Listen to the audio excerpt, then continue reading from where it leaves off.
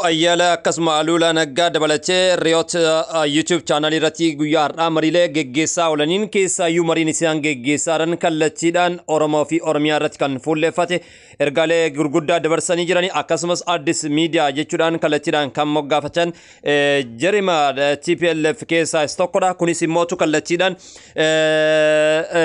miidiyaalee Oromooti wal moggaa qabne ilaallu ammas miidiyaaleen Oromoodha garaagarummaa isaanii baay'ee garaagarummaa guddaadha. Keessaa gama daawwattootaatiin sagantaa geggeeffamaa turetti gara Oromiyaa Miidiyaa Neetworkiin sagantaa laayifii ture gara akkuma Riyoot TVtiin kallattiidhaan sagantaa geggeessaa turani daawwannaa isaaniirraa koomantiilee hedduu ilaalaan turre keessaayyuu amman tanatti wanti argaa jirru tokkummaan keessatti TPLF akkasumas Amaaraa fi Eertiraa wal wajjinis akka barbaachisu namoonni adda addaa kallattiilee adda addaatiin dubbachaa jiranii nagaa isin dagannee kabajamtootaaf jaalatamtoota hordoftoota madda miidiyaa kallattiidhaan kan isin biraan geenyu keessaayyuu Oromoon akkam ta'uu qaba maal ta'uu qaba tokkummaa miidiyaalee Oromoodha maarratti bu'uureffachuu qaba kan isiniin jedhu kan isin biraan geenyudha. Yeroo ammaa kanatti akkuma argaa jirtan kallattiilee adda addaatiin mariileen jajjaboon itti fufee jira. Mariileen kunniin immoo keessumaayyuu hundi isaanii kan itti fuulleeffachaa jiran dachee Oromiyaa fi saba Oromoo irratti akka ta'e ragaalee viidiyoo adda addaa kallattiidhaan argaa jirra.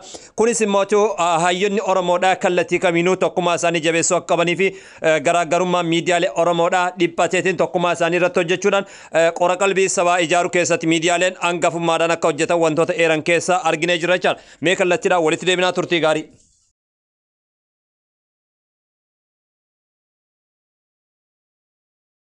Akkuma jalqaba irratti isiniif eeruuf yaaletti keessaayyuu obbo Lidatu Ayyaala bara wayyaanii keessatti geggeessaa siyaasaa Qinijjiit jedhamuudhaan kan beekamu keessatti qooda gurguddaa taphachaa turanii fi mormiilee gurguddaa nama geggeessaa turee fi Itoophiyaanizimii caalaallee Amaariizimiitti namoota hordofan keessaa tokkodha. Olaantummaa saba Amaaraa irratti gahee gurguddaa namoota taphachaa turan keessaa tokkodha.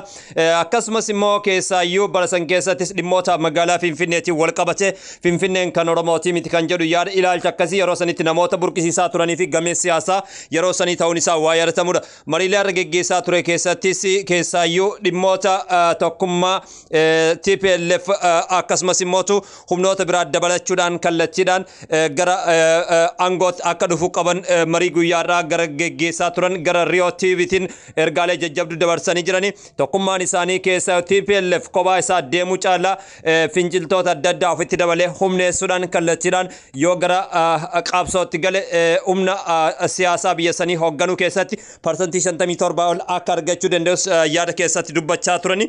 Kun immoo hangam takkas ammas aangoon saba isaaniitiif yookaan immoo kaaba Itoophiyaatti akka deebituuf hawwuu isaanii wantoota garsiisanidha.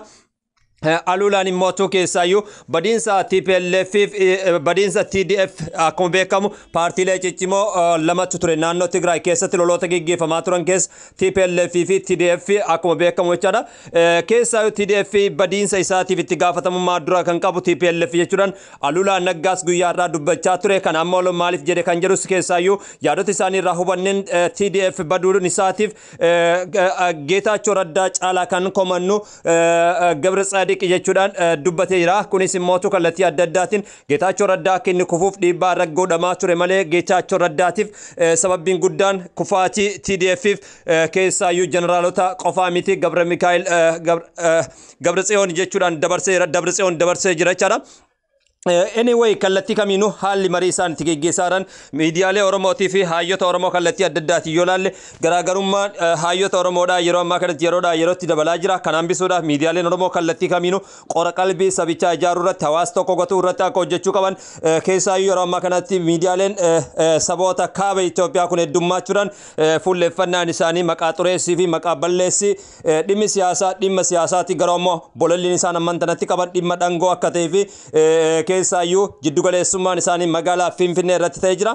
Kan Oromoon hayyamuu akka hin qabnee fi miidiyaaleen Oromoos amma dandameen hayyoota Oromoodhaa kallattii kamiinuu siyaasa fe'anii deeggaran walitti dhufanii wajjin mari'achuudhaan tasgabbii uumuudhaan akkasumas immoo rakkoo waloo isaanii furmaata itti godhuu keessatti miidiyaaleen biyyattiin qabdu murteessaa sila ta'eef kallattii kamiinuu irratti hirmaachuudhaan irratti hojjechuun dirqama jechaadha. Keessaayyuu sagantaalee akkasii kanneen irratti miidiyaaleen Oromoo namoota hedduudhaan hoggaa ilaalaman miidiyaaleen Oromoo kan biyya keessa jiranis kan biyyoota alaa jiranis yuutubaroota akkasumas akkasumas immoo fayyadamtoonni marsaalee hawaasummaa burjaajii sabaa keessaa ba'uudhaan tokkummaa sabaa irratti jechootaan yaadaan kallattii adda addaatiin yoo xiyyeeffatan irra furmaata argata kan jedhu yaadonni adda addaa darbaa jiran jechaadha. Kanaafuu uummanni keenyas kallattii kamiinuu tokkummaa isaa jabeeffachuu qaba. Sagantaa biroo duuka buunee simbiraan geenyaa turtii gaarii isiniin jedha.